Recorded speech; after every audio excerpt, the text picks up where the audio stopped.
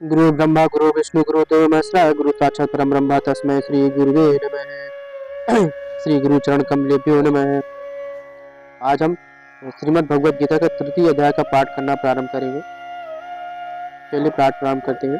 अर्जुन उवाच। अर्जुन बोले, हे जनार्दन, यदि आपको कर्म की अपेक्षा एक जान श्रेष्ठ मान्य है तो फिर एक ऐसा मुझे भयंकर कर्म में क्यों लगाते हैं। अर्जुन बोले, हे जनार्दन, यदि आपको कर्म की अपेक्षा ज्ञान श्रेष्ठ मान्य है तो फिर एक ऐसा मुझे भयंकर कर्म में क्यों लगाते हैं। आप मिले हुए से वचनों से मेरी बुद्धि को मानो मोहित कर रहे हैं, इसलिए उस एक बात को निश्चित करके कहिए जिससे मैं कल्याण को प्राप्त हो जाऊं। श्री भगवान उवाच। भगवान बोले, श्लोक नंबर 2।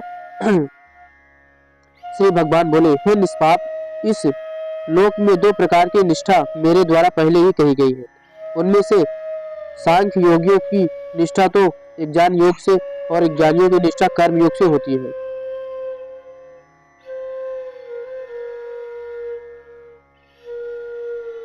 साधन की परिपक्व अवस्था अर्थात पराकाष्ठा नामक निष्ठा है।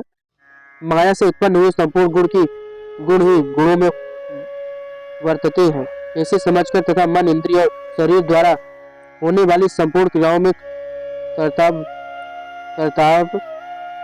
कर्तापन के अभिमान से रहित होकर सर्वव्यापी सच्चिदानंद घन परमात्मा में एक ही भाव से स्थित रहने वाला नाम एक ज्ञान योग है। इसी को संन्यास, असंख्य योग आदि नामों से कहा गया है। फल और आसक्तियों को त्याग कर भगवदानुसार केवल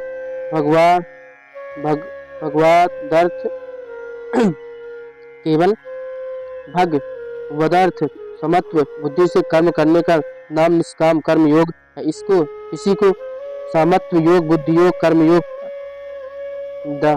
तदर्थ कर्म, मदर्थ कर्म, तत्कर्म आदि नामों से कहा गया है। श्लोक नंबर 4। मनुष्य न तो कर्मों का आरंभ किए बिना निष्कर्मता को यानी योग निष्ठा को प्राप्त हो सकता है और न कर्मों के केवल त्याग मात्र से सिद्धि यानी असंख्य निष्ठा को ही प्राप्त हो सकता है। श्लोक नंबर 5।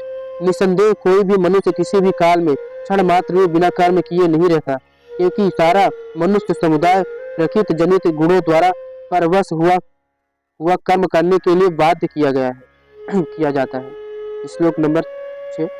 जो मूढ़ बुद्धि मनुष्य समस्त इंद्रियों को हठ पूर्वक ऊपर से रोककर मन से युक्त उन इंद्रियों के विषयों का चिंतन करता रहता है, वह मिथ्याचारी अर्थात दंभी कहा जाता है। श्लोक नंबर 7। किंतु हे अर्जुन, जो पुरुष मन से इंद्रियों को वश में करके अनासक्त हुआ समस्त इंद्रियों द्वारा कर्म योग का आचरण करता है, वही श्रेष्ठ है। श्लोक नंबर 7। तू शास्त्र विहित कर्तव्य कर्म कर, क्योंकि कर्म न करने की अपेक्षा कर्म करना श्रेष्ठ है तथा कर्म न करने से तेरा शरीर निर्वाह भी नहीं सिद्ध होगा। श्लोक नंबर 9। यज्ञ के निमित्त किए जाने वाले कर्मों से अतिरिक्त दूसरे कर्मों में लगा हुआ ही यह मनुष्य समुदाय कर्मों से बदता है। इसलिए हे अर्जुन, तू आसक्ति से रहित होकर उस यज्ञ के निमित्त ही भली भांति कर्तव्य कर्म कर। श्लोक नंबर 10। प्रजापति ब्रह्मा ने कल्प के आदि में यज्ञ सहित प्रजाओं को रचकर उनसे कहा कि तुम लोग इस यज्ञ के द्वारा वृद्धि को प्राप्त हो और यह यज्ञ तुम लोगों को इच्छित भोग प्रदान करने वाला हो। श्लोक नंबर 11। तुम लोग इस यज्ञ के द्वारा देवताओं को उन्नत करो और वे देवता तुम लोगों को उन्नत करें। इस प्रकार निस्वार्थ भाव से एक दूसरे को उत्पन्न करते हुए तुम लोग परम कल्याण को प्राप्त हो जाओगे। श्लोक नंबर 12। यज्ञ के द्वारा बढ़ाए हुए देवता तुम लोगों को बिना मांगे ही इच्छित भोग निश्चित ही देते रहेंगे। इस प्रकार उन देवताओं के द्वारा दिए हुए भोगों को जो पुरुष उनको बिना दिए स्वयं भोगता है, वह चोर ही है। श्लोक नंबर 13। यज्ञ से बचे हुए अन्न को खाने वाले श्रेष्ठ पुरुष सब पापों से मुक्त हो जाते हैं और जो पापी लोग अपने शरीर पोषण करने के लिए ही अन्न पकाते हैं, वे तो पापों को ही खाते हैं।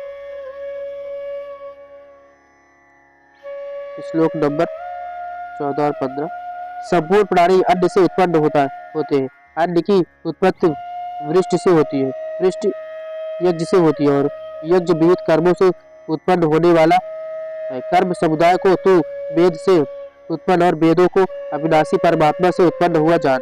इससे सिद्ध होता है कि सर्वव्यापी परम अक्षर परमात्मा सदा ही यज्ञ में प्रतिष्ठित है। श्लोक नंबर 16।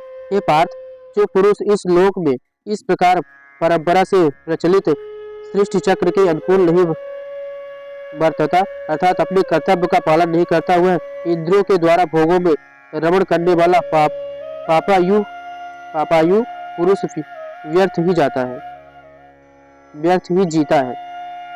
परंतु जो मनुष्य आत्मा में ही रमण करने वाला और परमात्मा में ही तृप्त रहता आत्मा में ही संतुष्ट हो, उसके लिए कोई कर्तव्य नहीं।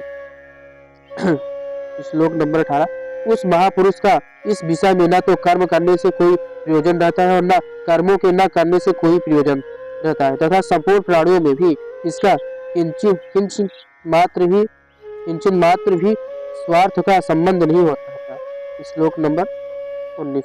इसलिए तू निरंतर आसक्ति से रहित होकर सदा कर्तव्य कर्म को भली भांति करता रह, क्योंकि आसक्ति से रहित होकर कर्म करता हुआ मनुष्य परमात्मा को प्राप्त हो जाता है। श्लोक नंबर 20। जन कार्य एक जाने जन भी आसक्ति रहित कर्म द्वारा ही परम सिद्धि को प्राप्त हुए थे। इसलिए तथा लोक संग्रह को देखते हुए भी तू कर्म करने को ही योग्य है, अर्थात तुझे कर्म करना उचित है। श्लोक नंबर 21। श्रेष्ठ पुरुष जो आचरण करता है, अन्य पुरुष भी वैसा ही आचरण करते हैं। वह जो कुछ प्रमाण कर देता है, समस्त मनुष्य समुदाय उसी के अनुसार बरतने लग जाता है। श्लोक नंबर 22। हे अर्जुन, मुझे इन तीनों लोकों में न तो कुछ कर्तव्य है और न कोई भी प्राप्त करने योग्य वस्तु अप्राप्त है, तो भी मैं कर्म ही बरतता हूँ। श्लोक नंबर 23। क्योंकि हे पार्थ, यदि कदाचित मैं सावधान होकर कर्मों में न बरतूं तो बड़ी हानि हो जाए, क्योंकि मनुष्य सब प्रकार से मेरे ही मार्ग का अनुसरण करते हैं। इसलिए यदि मैं कर्म न करूं तो ये सब मनुष्य नष्ट भ्रष्ट हो जाएंगे और मैं संकरता का करने वाला हूँ तथा इस समस्त प्रजा को नष्ट करने वाला बनूं। श्लोक नंबर 25। हे भारत, कर्म में आसक्त हुए जाने जन जिस प्रकार कर्म करते हैं, आसक्ति रहित विद्वान भी लोक संग्रह करना चाहता हुआ उसी प्रकार कर्म करे। श्लोक नंबर 26। परमात्मा के स्वरूप में अटल स्थित हुए एक ज्ञानी पुरुष को चाहिए कि वह शास्त्र विहित कर्मों में आसक्ति वाले एक ज्ञानियों की बुद्धि में ब्रह्म अर्थात कर्मों में अश्रद्धा उत्पन्न न करे, किंतु स्वयं शास्त्र विहित समस्त कर्म भली भांति करता हुआ उनसे भी वैसे ही करवाए।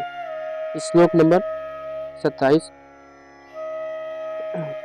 वास्तव में संपूर्ण कर्म सब प्रकार से प्रकृति के गुणों द्वारा किए जाते हैं, तो भी जिसका अंतःकरण अहंकार से मोहित हो रहा है, ऐसा ज्ञानी मैं करता हूँ ऐसा मानता है। श्लोक नंबर 28। परंतु हे महाबाहु, गुण विभाग और कर्म विभाग के तत्व को जानने वाला ज्ञान योगी संपूर्ण गुणों में बरत रहे, ऐसा समझकर उनमें आसक्त नहीं होता। श्लोक नंबर 29।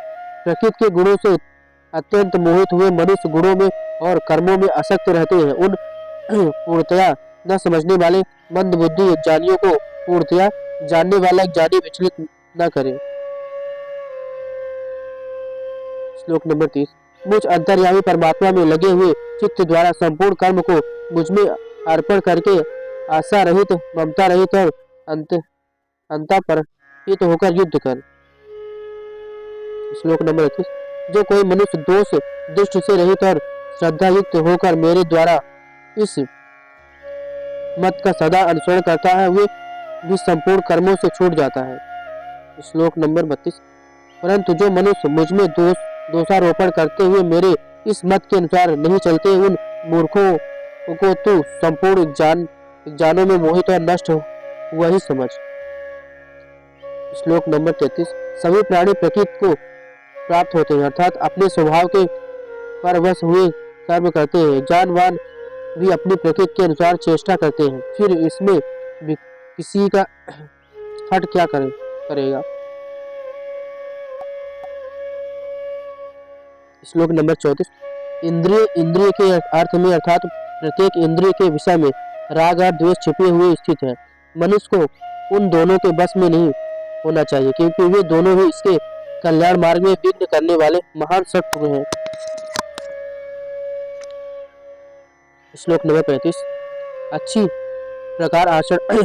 प्रकार आचरण में लाए हुए दूसरे के धर्म से गुण रहित भी अपना धर्म अति उत्तम है। अपने धर्म में तो मरना भी कल्याणकारक है और दूसरे का धर्म भय को देने वाला है। श्लोक नंबर 36। अर्जुन बोले, हे कृष्ण, तो फिर यह मनुष्य स्वयं न चाहता हुआ भी बलात् लगाए हुए की भांति किससे प्रेरित होकर पाप का आचरण करता है। श्री भगवान बोले, श्लोक नंबर 37। रजोगुण से उत्पन्न हुआ यह काम ही क्रोध है। यह बहुत खाने वाला अर्थात भोगों से कभी न अघाने वाला और बड़ा पापी है। इसको ही तू इस विषय में वेरी जान। श्लोक नंबर 38। जिस प्रकार धुएं से अग्नि और मल से दर्पण ढक जाता है तथा जिस प्रकार जर से गर्भ ढक जाता है, वैसे उस काम के द्वारा यह ज्ञान ढक जाता है। श्लोक नंबर 39। और हे अर्जुन, इस अग्नि के समान कभी न पूर्ण होने वाले काम रूप ज्ञानियों के नित्य वैरी के द्वारा मनुष्य का ज्ञान ढक जाता है। श्लोक नंबर 40। इंद्रिया, मन और बुद्धि ये सब इसके वासस्थान कहे जाते हैं। यह काम इन मन, बुद्धि और इंद्रियों के द्वारा ही एक ज्ञान को आच्छादित करके जीवात्मा को मोहित करता है। श्लोक नंबर 41। इसलिए हे अर्जुन, तू पहले इंद्रियों को बस में करके इस ज्ञान और विज्ञान का नाश करने वाले महान पापी कर्मों को अवश्य ही बलपूर्वक मार डाल। श्लोक नंबर 42। इंद्रियों को स्थूल शरीर से पर यानी श्रेष्ठ, बलवान और सूक्ष्म कहते हैं। इन इंद्रियों से पर मन है, मन से भी पर बुद्धि है और जो बुद्धि से भी अत्यंत पर है वह आत्मा है। श्लोक नंबर 43। इस प्रकार बुद्धि से पर अर्थात सूक्ष्म, बलवान और अत्यंत श्रेष्ठ आत्मा को जानकर मैं बुद्धि के द्वारा मन को बस में करके महाबाहो तो इस काम रूप दुर्जय शत्रु को मार डाल। इस प्रकार आज हमने कर्म योग श्रीमद् भगवद गीता का तृतीय अध्याय कर्म योग के बारे में अध्ययन किया। फिर मिलते हैं चतुर्थ अध्याय में, तब तक के लिए जय श्री राधे।